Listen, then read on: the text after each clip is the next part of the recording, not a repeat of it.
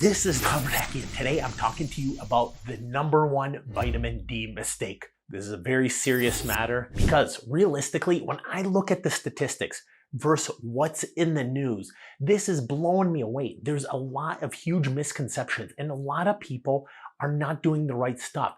Since 2010 and previously, and past 2020, the numbers are still terrible. There's still huge deficiency. There's almost no improvement with how much media attention we're getting. Vitamin D toxicity. Should you take vitamin K2, magnesium, calcium, boron, omega-3 fatty acids? How does it affect your heart, your arteries? Does sunshine actually give you vitamin D? This is crazy. Does sunshine actually raise your vitamin D? This blew my mind when I learned the actual facts in the studies. And I want to save you guys some money because the #1 biggest vitamin D mistake is found at the end, and we're going to prove it. When I did this video a couple years ago, in the news, statistics showed, hey, huge deficiencies. But now, as I'm reading this, all the mainstream articles, the news sources, the clippings, they don't really cite scientific sources, but they're like, hey, deficiency is not that bad. Be aware of toxicity. Don't get toxic levels. This kind of blew my mind because initially, when I did my studies, there's almost no reports of toxicity, and the studies don't seem to show that. And I thought maybe I'm going crazy. Maybe everybody started taking vitamin D and deficiency levels dropped to like the 20%. Because initially when I did this, it was like 70%. But no, for example, overseas on the East in 2021, they did a study looking at all the Asian countries, China, Southeast Asia, India, Pakistan, and the average rates were about 70% deficient, even in those warm weather countries where they should be getting a lot of sunlight. This article found that 68% of people were deficient, ranging from about the low 20s to the low 90s. Another one, what about America? A systemic review was done in 2023. This was a huge review, great study. This looked at 308 studies over 81 countries at 8 million people or so. And they found that people were still very deficient. Another scary fact is after COVID, obesity rates went up, and the people that are most vitamin D deficient are people with higher obesity rates.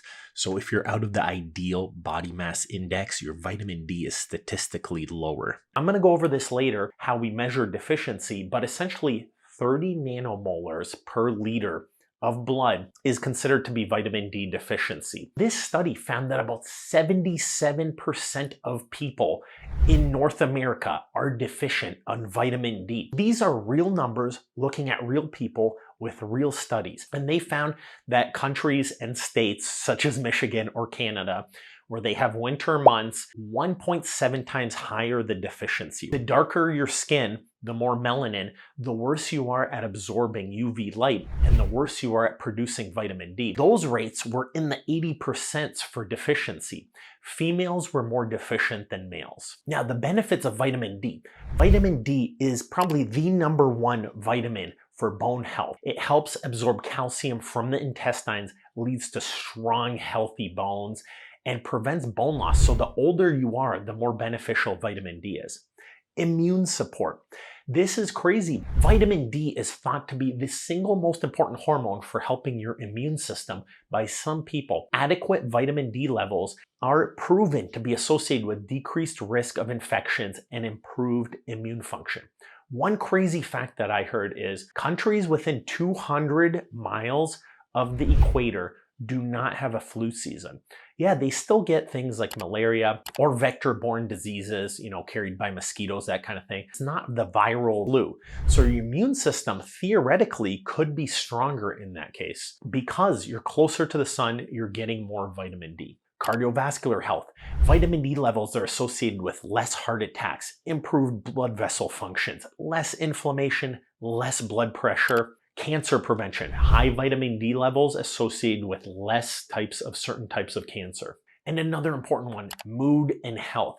Vitamin D receptors are found in various areas of the brain, and there's lower depression, better mood. This has been proven across a lot of studies. And autoimmune conditions. This is one I've talked about a lot in the past, but me as a foot and ankle surgeon, I deal with a lot of bone problems, a lot of immune conditions, a lot of inflammation. There's a lot of studies on specifics like multiple sclerosis, rheumatoid arthritis, and more. And muscle function. Vitamin D is very important for muscle function, health, function, strength, reducing the risk of falls, reducing the risk of fractures. If you're older, you definitely have to make sure you're not vitamin D deficient. And cognition.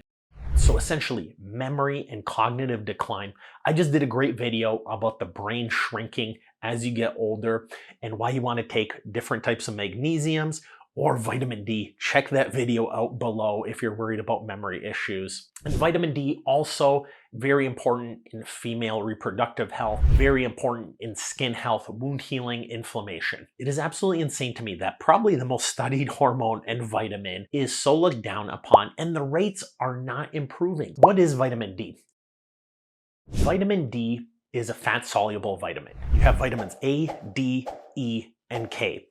And essentially now, fat cutting out diets, potentially we get less of these. I always found it interesting that places that don't get a lot of sunlight, like northern Canada, the Inuits, for example, eat a lot of salmon, and salmon happen to have a lot of omega-3 and vitamin D in the food sources. Let's talk about very important supplements to our overall health that are related to vitamin D. Vitamin K2, I have a lot of videos about this, but K2 is different than vitamin K1.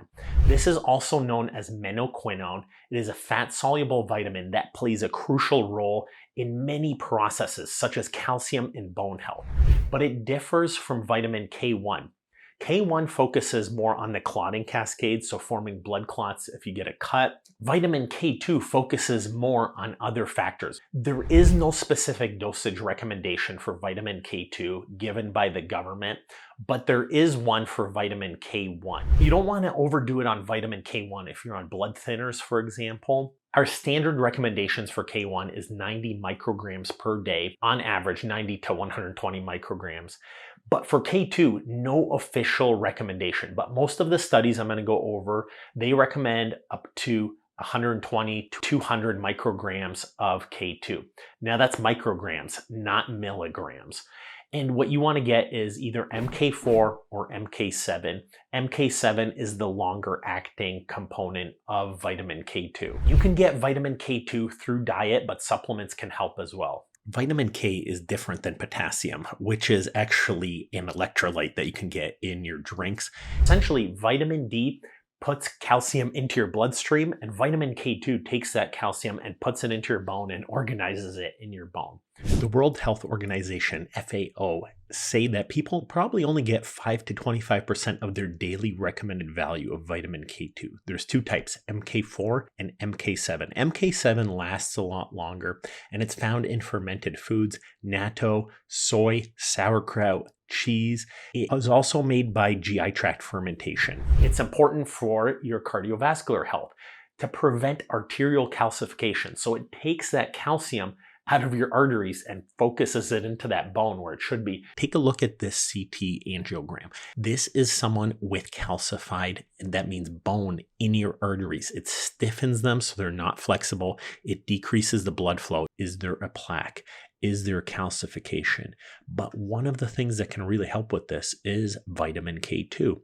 You want to get that calcium into your bone. If you're on anticoagulants, you want to check with your doctor as well and make sure your levels are working well. Vitamin K2, rather than working on the clotting cascade, works on osteocalcin and the matrix GLA protein into depositing calcium into your bones. So for dental health, there's no human studies, but there is some animal models. What we do for dental health is infer basically cellular level and bench study. So we know that vitamin K2 upregulates osteocalcin, which is important for bone health and dental health. There is also a great researcher called Dr. Weston Price who essentially claimed patients who took a decent amount of vitamin K2 and were not deficient never had cavities. So he said that happened in his career. The second most important component of vitamin D is magnesium.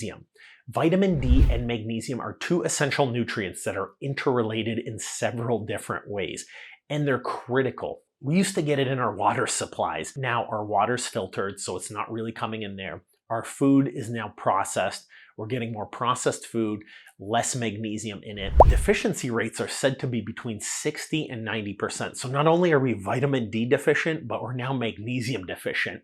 And you need both of these for it to work. Magnesium works on calcium and vitamin D in these ways. Number one, magnesium is important to calcium homeostasis in the parathyroid gland. So the parathyroid gland releases hormones that essentially tell your calcium to go low or high. That's the parathyroid hormone. And magnesium deficiency can disrupt this balance and affect bone health potentially. Magnesium is also involved in the activation of vitamin D in the body. Specifically, magnesium-dependent enzymes are necessary to convert vitamin D from its inactive form to its active form and is required for various physiological processes. Magnesium is needed for over 600 enzymes in the body. Many of them have to do with vitamin D. Inadequate magnesium can potentially impair the conversion process, lowering your vitamin D even more. Muscle function and health. Both vitamin D and magnesium are essential for proper muscle function. Inadequate levels of either can lead to muscle weakness. Cardiovascular health. Magnesium and vitamin D, both important in cardiovascular health. High blood pressure, improving blood vessel function, heart rhythm. And I kind of mentioned vitamin K2 is important to lower the calcification in your arteries. Immune function. So vitamin D, very important in your immune function. Magnesium as well, very important. Mood and health. Both vitamin D and magnesium help with mood disorders such as depression and anxiety. I have comments all the time in my videos, the magnesium videos specifically, how much better people sleep and how much mood there is by correcting some of these deficiencies. Here's the dosage. For a man per day, you want to get about 420 milligrams per day. For a woman, you want to get about 300 milligrams per day. That being said, that's just an average. If you're a really tall woman or a really short man, that could differ. I'm not going to get into kids dosing because under 18, I don't deal with kids. These are common options that are meant to be laxatives. So magnesium oxide is very common. It's meant to loosen your stool, not to give you magnesium. Same with hydroxide, that's milk of magnesia, just to loosen the stool. Magnesium carbonate, so these are antacids. You don't actually absorb these. And magnesium sulfate, same thing. It's a laxative. You're not meant to absorb these. So don't take these. They're not beneficial in terms of acquiring magnesium. What type of magnesium do you want? I go over a video, all my favorite types of magnesium. I like magnesium threonate for brain function. It's a little bit more expensive, but studies are really good. Magnesium chloride, magnesium citrate, and magnesium glycinate, especially if you want to get to sleep well. Glycinate works really well. Check out my magnesium videos. I go over all the studies, all the details below. The third one is omega-3 fatty acids. We're kind of getting carried away here, but this is very important and the science proves it. There is a synergistic relationship between omega-3 fatty acids and vitamin D. Their combined effects work on numerous pathways together. Number one, bone health. Omega-3 fatty acids, primarily DHA, have been linked to improved bone density and bone health. Omega-3 fatty acids such as EPA and DHA have well-known anti-inflammatory properties. Omega-3s and vitamin Ds help the immune system, especially as you get into the winter time where you're deficient. Both of these may help with the immune response and inflammation. And hey, these are all natural things that should be in our body and in our food anyway. You want to make sure your omega-3s are at least 50% of the pill. I link my favorite omega-3 supplements down below, but you want to get about 1.1 grams per day for women or 1.6 grams per day for men. EPA, DHA are the way to go. ALA is plant sources. Get at least 50% fish oil. That's the big trick. The side effects are burpee and fish smells. You want to get ones that are cost effective and make sure they're mostly omega-3 fats. Some of the bad quality ones, they're like 90% bad fat and only like 10% fish oil in the capsule. And zinc and boron. So these are trace elements, but zinc levels have been shown to convert vitamin D to the active form, so it's needed. A deficiency can impair your vitamin D. Zinc is a cofactor in 300 enzymes. You want to get about 15 to 30 milligrams daily. It's in tablets, capsules. There's not a lot of known side effects unless you really go crazy, but just get a multivitamin. You're going to easily get your 15 to 30 milligrams per day. Especially for men, it's important for testosterone production. And boron, while it's not a direct interaction, it can contribute to your overall mineral metabolism and bone health. You just want to get a multivitamin. You don't have to go crazy with these extra ones. What's something practical?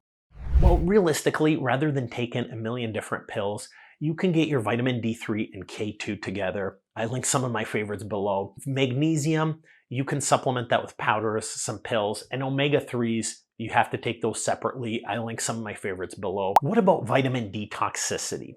This is known as hypervitaminosis D, or vitamin D toxicity. When I look at the studies, this is exceptionally rare, but it is a very serious condition that occurs where there are excessively high levels of vitamin D. Even when people take millions of units per day, and there is one study where somebody took millions of units every single day in a supplement, let's take a look at all the studies and see if we can find this epidemic of toxicity that I read about in the newspaper all the time. So toxicity doesn't really come from the sun or the diet. Now, I'm gonna say this, if you spend all day out in the sun, realistically in half an hour to an hour of sunlight, if you're in a pair of shorts, for example, you're making 1,000 or more units per hour, probably much more. And if you're out there like half the day, a full day, if you work outside, how much vitamin D is your body making? It is making probably 10,000 plus or more per day. Your body is built to handle that.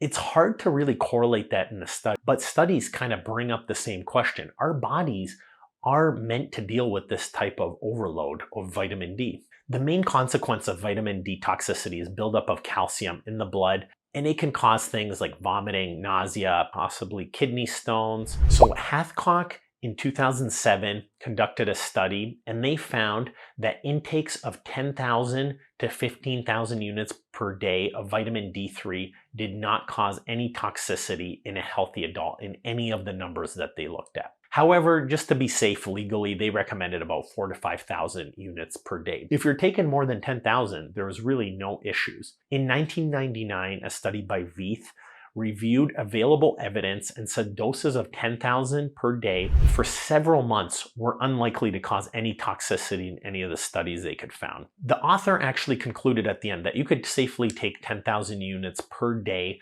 without any significant risk.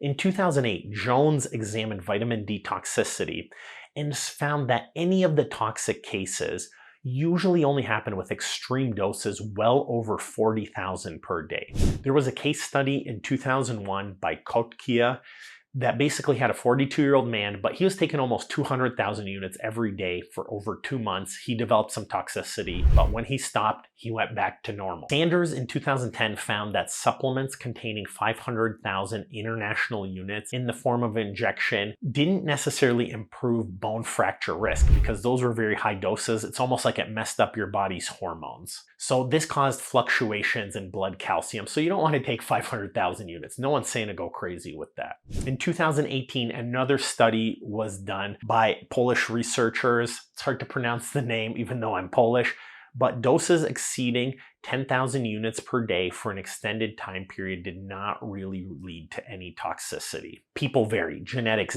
differ. We all have different health conditions. It's not guaranteed for anybody, even though this is what the study showed. Essentially, once you stop doing it, everything reverses back to normal. What's better, vitamin D2 or vitamin D3? Studies show now that vitamin D3 is probably the better option, and that's the one you want to stick with if your vitamin D is adequate. So most people don't need to take a calcium supplement.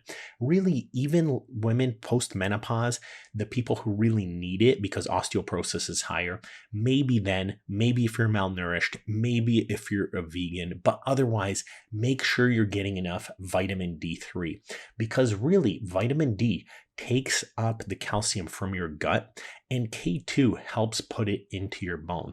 This is a tricky one right here, but I'm going to go over the specific numbers, and I looked through a lot of data on this. This depends on your skin type, the time of day, your geographic location. So essentially, if you have more melanin, the darker your skin, the less UVB you're going to absorb, and the less vitamin D you're going to produce. If we spend 10 to 30 minutes in the sun with your face, arms exposed, it will provide you with more than enough vitamin D that you need. People worry about skin cancer. Now, I won't get into that. There's a guy that I like, Dr. Barry. He goes over this in detail in his book. He actually get a little bit of heat for this. He correlated the skin rates, and essentially areas further away from the equator where you get less sun had more skin cancer rate, whereas people who got more sun near the equator actually had much less skin cancer rates. Now, there's a lot of factors there. According to Dr. Barry, the skin cancer rates, according to the sun, might be overblown for financial benefit. Something to consider. Your body is meant to take care of this. A massive secret is that our bodies do not get enough UVB in the winter to make vitamin D in northern climates. So Dr. Young, in a couple studies, said that vitamin D cannot be made in cold climates. There's just not the proper angle of the sun.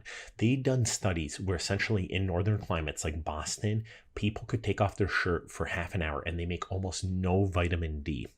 The vitamin D dosage. The Institute of Medicine, now the National Academy of Medicine, essentially want to prevent toxicity. So they set the maximum daily intake, which seems kind of low according to the studies. There are a ton of great vitamin D books, and a lot of the times, rather than studies, these doctors prescribe it to their patients. So these are secondhand accounts, but Dr. Judson Somerville says that he's given his patients, like thousands of them, 10,000 units per day without any problems. Dr. Stephen Gundry, you probably see his ads all over the place, but he says the same thing, although he's getting some heat lately. And probably the best and most famous researcher is Dr. Michael Holick. He is the authority on vitamin D. His books basically recommend there's not as much risk as we think, and the benefits of vitamin D are huge. He strongly recommends taking larger than recommended amounts previously. So I promised you the big number one mistake. The big number one mistake is we are still deficient. Even though it's popular now to say, oh, don't supplement, don't take stuff you don't need, our deficiency rates when checking the blood levels are still low.